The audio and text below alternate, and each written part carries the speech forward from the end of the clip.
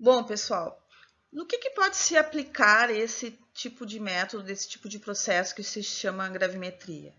Por exemplo, eu posso querer determinar o teor de ferro 3 em minérios. Para isso, eu preciso fazer um tratamento desse minério com hidróxido de amônio.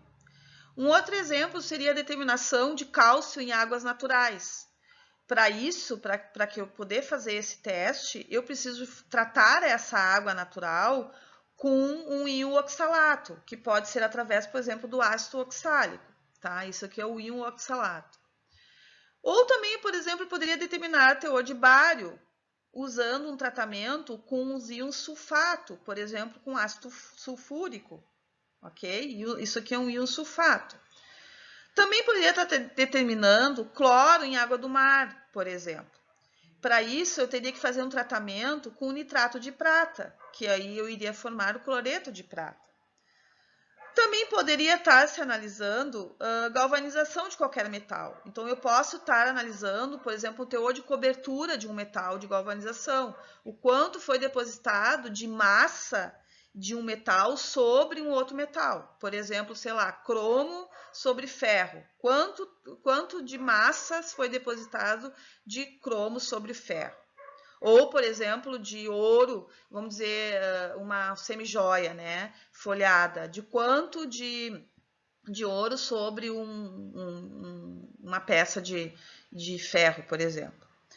E também se pode ver, determinar a pureza de metais em solução, ou seja, eu posso ter uma solução metálica e querer saber o teor de pureza desse metal dentro dessa solução.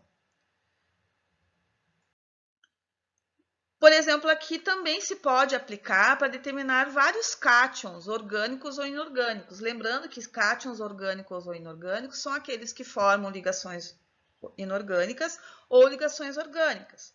Por exemplo, os cátions do grupo 1 são aqueles, por exemplo, sódio, potássio, amônio. Então, aqui, nesse caso, eu posso estar analisando especificamente esses cátions em uma amostra. Do grupo 2, eu posso estar analisando, por exemplo, magnésio, bário, sódio, estrôncio.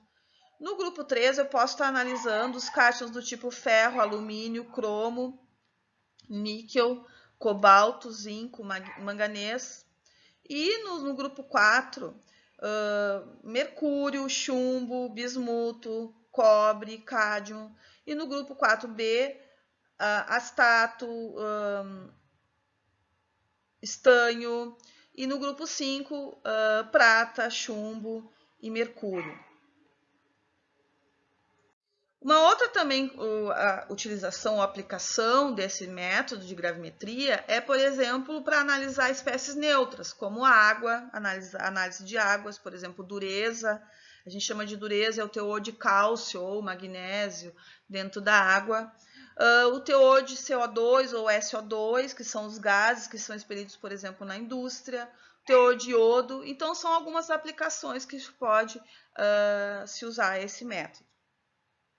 E, por fim, ainda se poderia, por exemplo, estar analisando lactose em derivados do leite, salicilatos de farmacêuticos, fenolftaleínas em laxantes, nicotina em pesticidas, colesterol em cereais, benzaldeído em extrato de amêndoas. Então, se pode pegar um alimento, por exemplo, e se extrair o analito, se precipitá-lo e medir a massa desse material.